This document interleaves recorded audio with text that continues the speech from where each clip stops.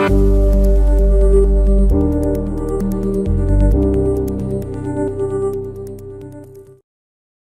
in today's session, we will see about memory layout of C programs. Okay. So as of now, we already done what is C programming and how we will be writing your first C program, right? So we have seen that how we are writing the C program, the source file, and how we compiled it. Okay. So multiple examples we done on like basic. Okay. So basic syntax on variable declaration and the different data types. Okay. So I think all clear about it. So now we are actually going into depth. Okay. So but before that, I thought at least you should have a glance idea about what is a memory organization. Okay, so what do you mean by memory? At least this thing should be clear for each and every programmer. Okay, so then you can become an expert programmer. So like one more thing you are very clear, like we are not writing the C programming for the host machine. That is not our purpose. Yeah, so as of now, okay, so far we have done like all the project we were writing for host machine, but that's not actually our objective. So our objective is to write embedded C program. That's for the target machine. Okay, so that will be for the particular microcontroller. I already told you that microcontroller is something which is always like will be working with very limited memory. Okay, so it's not about like the maybe the higher microcontroller. That means if you are paying more cost, okay, for the controller you'll be able to use more memory. It's not like that.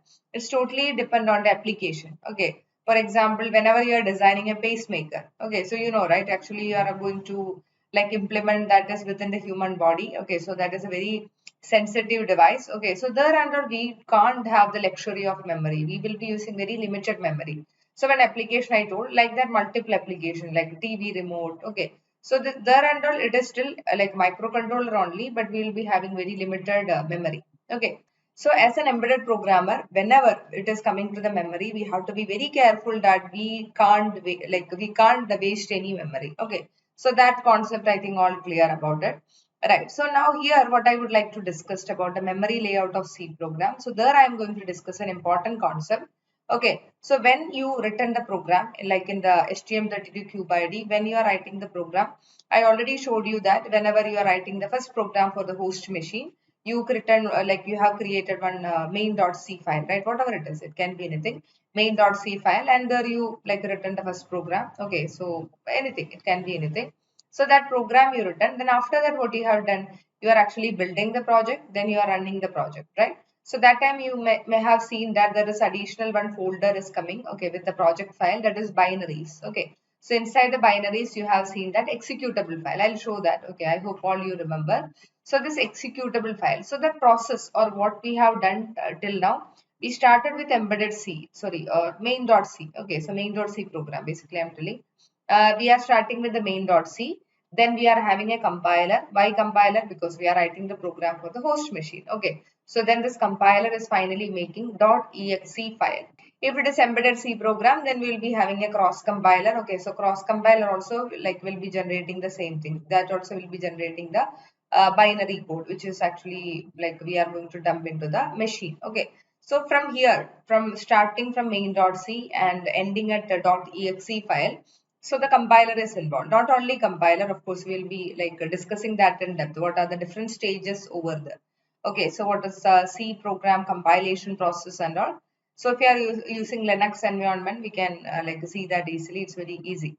Okay, anyway, let it be. So now let's talk about what is the usage of memory layout. Okay, so the memory in general, okay, so in general, you know, like broadly it is classified as like ROM and RAM. Okay, ROM is for read-only memory, RAM is random access memory, and possibly we'll be using additional secondary storages and all. Okay, so depend on the like the project.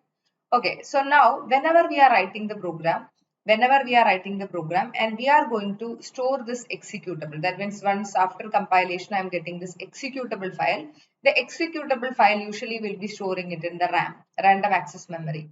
Okay, so instead of storing that in some secondary storage and all, the reason is that quickly I will be able to access, right? The processor or controller will be able to access something which is there in RAM easily than storing that in the secondary storage. Okay, all clear, I guess, right?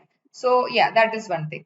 And here also, like whenever you are storing something in the RAM, I told already executable, you can store it in the RAM, but the RAM space is very limited. So who will be giving the information about the RAM space if I am using a PIC controller which is 16-bit, or if I am using an STM32 32-bit controller ARM Cortex? Okay, So whatever it is, you have to check the data sheet. So from there, like I'm talking about the embedded controller. So there you will be getting the proper information about how much RAM you are having, how much ROM you are having, all this. Okay, all this information. RAM is usually very limited. Okay, it's a like very limited form of memory. So there, if you are storing something, it is okay, you can store. But if you are storing something, you have to utilize that memory very properly. Okay, if you want to utilize something properly, you should have a proper knowledge on that memory. Okay, properly. So what are the different segments possible in RAM? Okay, so in each and every segment, what are the possibility, what we will be storing, all this information we should have. Okay, as a programmer, as a developer, you should have the proper knowledge. Okay, so that only we are going to discuss on the memory layout. Okay, so the memory segments of RAM, right? So now you can listen, like let's see what are the different segments in RAM. Yeah, so you can see here, so the RAM segments, okay, so they are heap, stack, code segment, okay. So then like uninitialized data segment, initialized data segment. So these are the 5 major segment which is there in RAM. All right, so that I already told you, so that we will be discussing in detail. Okay, so before moving further, you can just look at this point. When we are executing the C program, the executable code of the file loads into the RAM, okay, in an organized manner. It's not any random order. We are not going to store that in the RAM. So it's in the organized manner. It is going to get stored in the RAM. Okay, so computer do not access program instruction directly from the secondary storage because the access time of the secondary storage is longer than compared to the RAM access. So that is one thing. And RAM is faster than secondary storage, but it has very limited storage capacity. So something is very limited, so then we have to organize it well, right? So it is necessary for the programmer to utilize this limited storage efficiently. Okay, a C program memory layout in C mainly comprises of 6 components. Okay, so that we are going to discuss. Okay, so that we'll be discussing it soon. Like the command line arguments, okay, initialized, uninitialized data segment, stack and heap and all. Okay, and for each and every memory segment, there will be read and write permission. Some segment will be having both permission, read and write. Some segments will be having only read only permission. Okay, so we have to analyze this memory segments properly and we have to check what the permission we are having. Can I read it only, or maybe I can read it also I can write it. Okay, so this permissions we have to check it. Okay, and segmentation faulter, maybe whenever you are writing some better C program, so the common error we are getting is the segmentation fault error. So that time you can remember why the segmentation fault error I got in this program. Okay, so the reason is that segmentation fault occurs when a program try to access any of the segment in in a way that is not allowed. Okay, so which is also common reason for the program to crash. For example, I am having a segment, okay, which is like where I am having only read only permission. I can only read. Okay, from there, or maybe in that segment, if I'm trying to write some data, what will happen? So it will be showing the segmentation fault error. So segmentation fault error is always related to the memory. Okay, so what will be the reason for the segmentation fault or the crash of the program? Okay, if I am using, okay, I am trying to use the memory, okay, without its the without the permission. That means if the memory is not allowed to read or write. Okay, so sometime it is only having the permission to read, and if I am trying to violate this permission, it will be giving this kind of segmentation fault error. I hope it's all clear. At least just connect it is something related with the memory, right?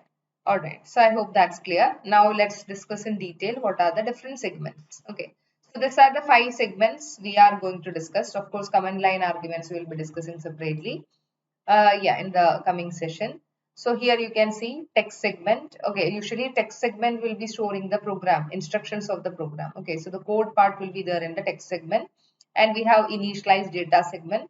Some variable which is initialized will be stored in the initialized data segment, and some variable which is not initialized. Okay, so that will be there in the uninitialized data segment, which is also known as DSS. Always remember that I am talking about the data segment, whether it is initialized or uninitialized. Okay, so that I am talking for the variable static variable and global variable.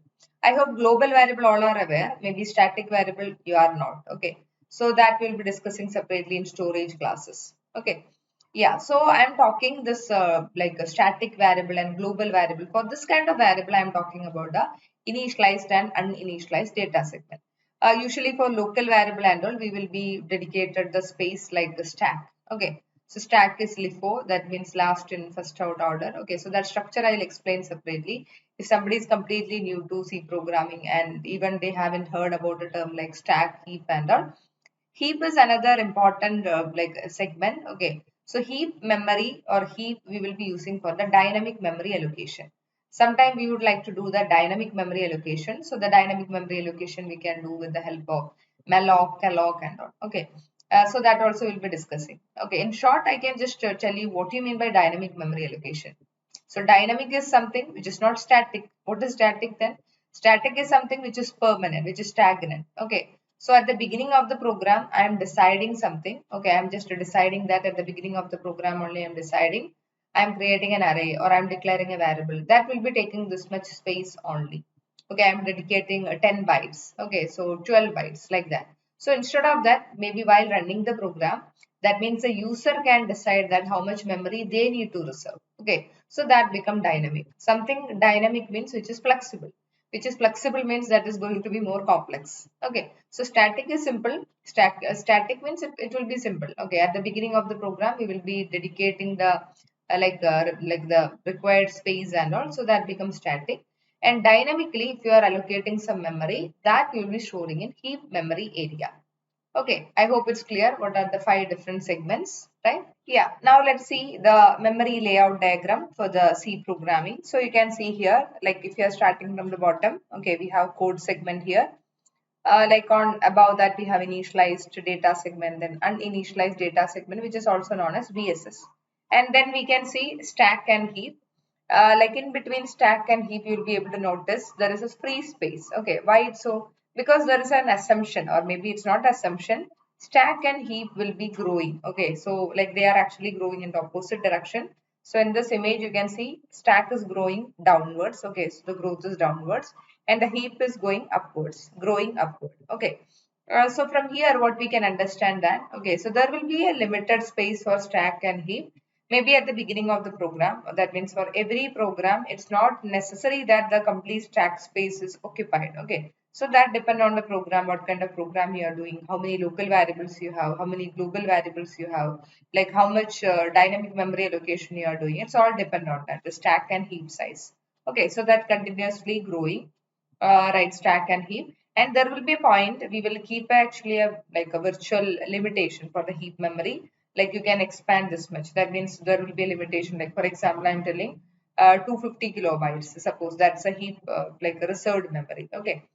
So you can expand till 250 kilobytes. So like that for stack also will be keeping a virtual limit. Okay. So till the stack can expand. Okay. So what's the reason? Otherwise, what will happen? There will be a possibility that the stack and heap memory will be colliding each other and will be like losing the data. Okay, so all the situation can happen. Yeah. So then like on the below side, that means for low, below in the sense I am talking about the lower memory addresses. Okay, above in the sense it will be higher memory addresses. Okay. So in the lower memory addresses, you can see there we are having the code segment. There like we will be writing the program.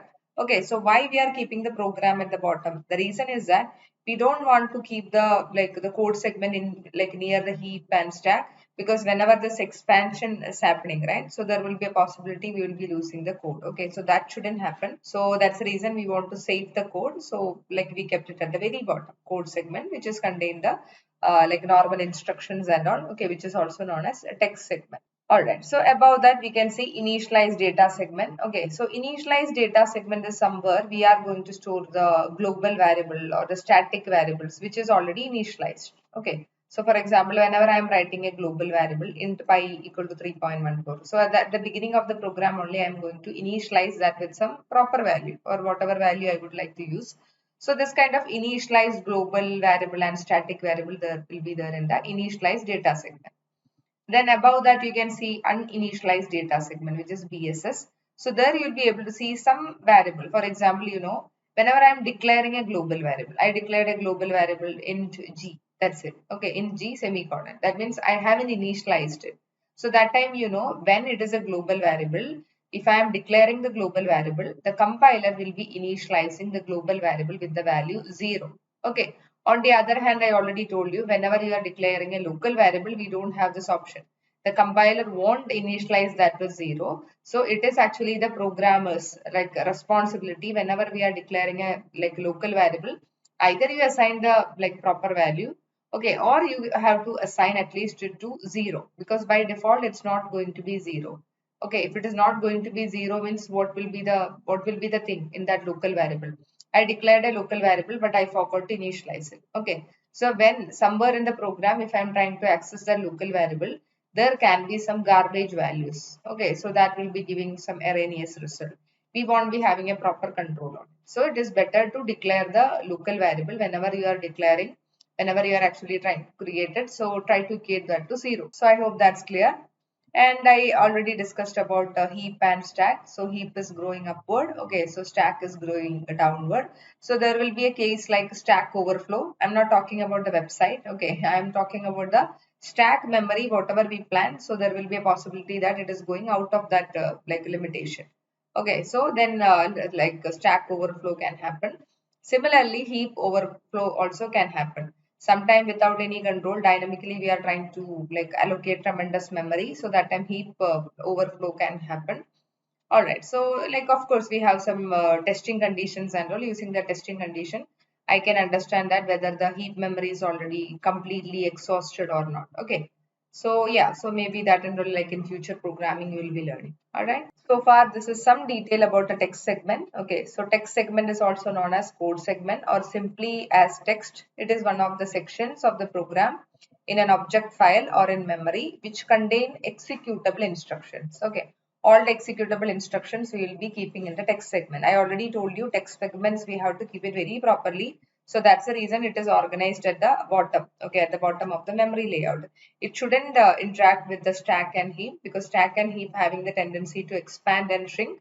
Okay, so it shouldn't alter the code or shouldn't override the text segment space. So we kept it the very bottom. All right. So executable instructions are there in the text segment. That's a conclusion.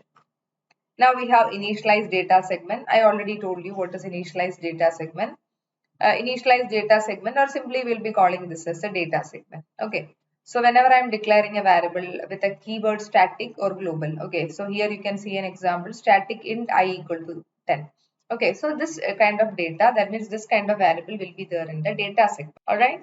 So this data segment is not read only. Okay, since the values of the variable can alter. Okay, during the runtime you can even alter the global variable, okay, and the static variable and all. So that's the reason I'm telling this segment, data segment, is not read only. That means you have the permission to read also, write also. Okay, no restrictions, right? Yeah, now let's move on to the uninitialized data segment, which is also known as BSS segment.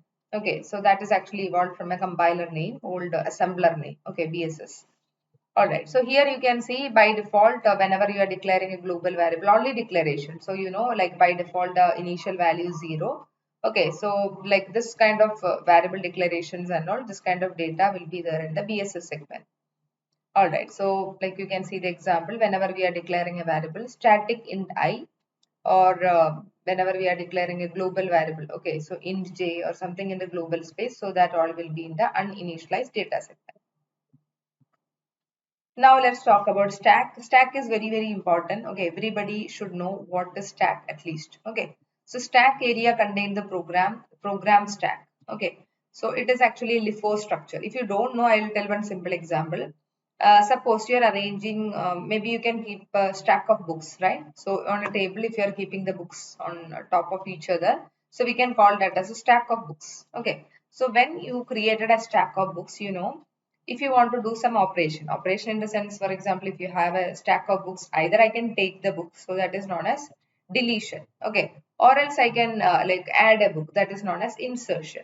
So in stack, this terms we will be calling the insertion and deletion, we will be calling as operations, push and pop. Okay, so just keep this in mind.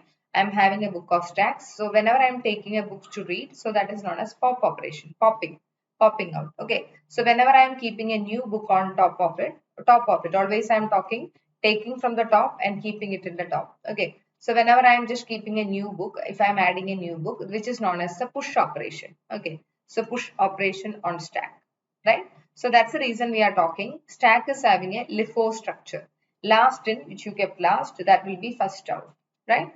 I hope it's clear. If you are able to visualize this example, so it should be clear. All right, so that is about the stack segment. So here in programming, we will be having a register. Okay, so before that, I would like to ask you, what do you mean by a register? Okay, register is what? Like usually, you know, right? Register books. Okay, so like we have some like books and all where you are keeping the like the accounting details, or even teachers used to keep the register book where they are keeping attendance and all. Okay, so you understood register is somewhere we are going to keep some data. Okay, so we are actually record some data, so that will be stored in the register. Like in C programming, that means every programming language or like associated with like microcontrollers, you will come across this term called registers. So registers are some memory. Okay, it is made by flip-flops. Flip-flops are what? It is like a single unit of memory where I can store a single bit of information. A single bit of information means this information will be either 0 or 1, right? You know, right? Computers or the microcontrollers, they always like to keep the information in binary. So a single bit means it will be either 1 or 0. That's it. Registers will be actually a combination of flip-flops. So registers will be able to store the data in binary. Okay, so the different registers are available. For example, I can tell you 8-bit register. What do you mean by 8-bit register? 8-bit register is a storage, okay, where I can store 8-bit data. 8-bit data means it can be any combination of zeros and ones. That's it. I can be having a 16-bit register, 32-bit register, 64-bit register. Okay, so this all registers, who will be deciding? I'm talking about registers a lot. So you understood registers means memory storage. Okay, where you are going to store some binary data. Okay, that I think all agreed. Suppose if I am taking a microcontroller, I'm not talking about the host program. If I'm taking any microcontroller, okay, so I'm taking a like 8051 controller, that's an 8-bit controller, 8-bit simple microcontroller. So 8-bit controller 8051 will be having 8-bit registers and 16-bit registers. Okay, who is showing means who is telling all this? You have to check the data sheet. Okay, so whenever they designed this 8051 8-bit architecture, so that time they decided that not like it's not me or you. Okay, so whoever like evolved or developed this controller, they already decided that this 8051 will be having 8-bit registers also, 16-bit registers also. Okay, sometime I would like to store only 8-bit data, then of course you can prefer 8-bit register. Sometime I would like to store some 16-bit data, so that time will be like taking some 16-bit register. Okay. Yeah, so now all these registers, right? So all these registers, some registers are general purpose. That means the user can decide that like user, whenever like the user want to store some information, they can use the register. For example, if you heard about accumulator register, okay, so that registers are not general purpose. If you want to store some data, we can use it. Okay, so that register size also will be depending on the controller. So 32-bit microcontroller which we are talking right now, it will be having 16-bit registers also, 32-bit registers also. Okay, sometime every time I don't want to use 32-bit register. If the data is smaller, why unnecessarily I am wasting a complete 32-bit register? I could have do the task with a 16-bit register. Again, you have to be very like very much congested about a memory. Okay, we have to use it very properly. So if the data is smaller, instead of choosing the 32-bit register, I can choose the 16-bit register. Here I am just talking about a general purpose register. Okay, so general memory, the user can store whatever information they like. Okay, and also like with this controller, okay, with this controller there will be some specifically like special purpose registers will be there. Okay, so special registers will be there that actually defined like in the architecture itself. If you are checking the data sheet, you will be able to see that some special purpose registers will be there, and that is for some specific task. Okay, one example is the stack pointer. Stack pointer is a register. Stack pointer register will be holding the top, okay, so top address of the stack, because I already told you that in stack the top address is having more significance. Why? Because insertion, deletion, everything is happening from the top of the stack. Okay, so the stack pointer will be a register that will be containing information about the top of the stack. Okay, like without like stack pointer, you won't be able to find what is the top of the stack, where you can do insertion, deletion, and all. Okay, so I hope registers are clear, and what is stack pointer, it is clear. It's not a general purpose, it's a special purpose register which is already designed for this. All right, and I hope about stack you got some information, right? So stack is one more concept or one more thing I would like to discuss about stack. Stack where automatic variables are stored. Okay, so what is automatic variable? I'm about to discuss that in storage class, but you can understand that stack is something. Okay, so where we are going to store the local variable. Okay, I already told you initialized and uninitialized data segment, which is dedicated for this kind of static and global variable. Okay, but whenever I am creating a local variable, what do you mean by local variable? A variable which is created within a function or within a block. Okay, so that lifetime will be like within the block only. Okay, so this kind of variable, if I am creating this kind of local variable, which is also known as auto variable. Okay, auto keyword we can use. Okay, so auto variable which will be there in the stack. I hope it's clear, right? So I think most of the time whenever we written program, maybe more than global variable, we used to create more local variables. Okay, so this all local variables will be stored in the stack. All right. Now let's talk about the heap memory. Heap memory, as I told already, whenever we are doing dynamic memory allocation, usually we will be keeping that in the heap memory. Okay, so heap area. The heap area begins at the end of the VSS segment and grows to like larger addresses. It is growing upward. I already showed you that the heap is growing upward. Okay. And the heap area is managed by the malloc, realloc, and free. Okay, all these methods we'll be discussing soon in the dynamic memory allocation. We can actually create some dynamic memory. Okay, so for arrays and all, so this arrays and all expand and shrink. Okay, automatically. We'll show that example soon, right? And the heap area is shared by all shared libraries and dynamically loaded modules in the process. Okay, so the heap area is shared. Okay, so that is one important, one more important concept about heap. I hope it's all clear what is stack and what is heap. Okay, so I'm just concluding again. We have text area where we are going to write the executable instruction. Okay, so which we are keeping at the bottom of the memory. Then we discussed about the initialized data segment.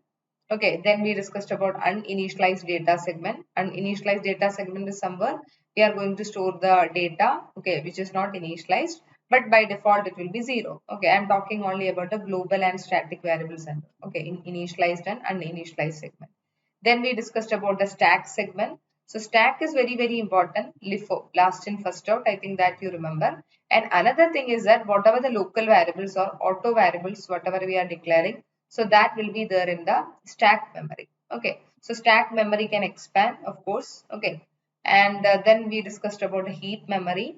Heap memory we are using for the dynamic memory allocation whenever you are doing. So that kind of memories will be there in the heap section. Okay, so heap memory also expanding, it can expand and shrink. Okay, so there and all you have to be careful that you will be having a maximum limitation for the heap and stack memories and all. So we should try to keep the program within the limit. All right.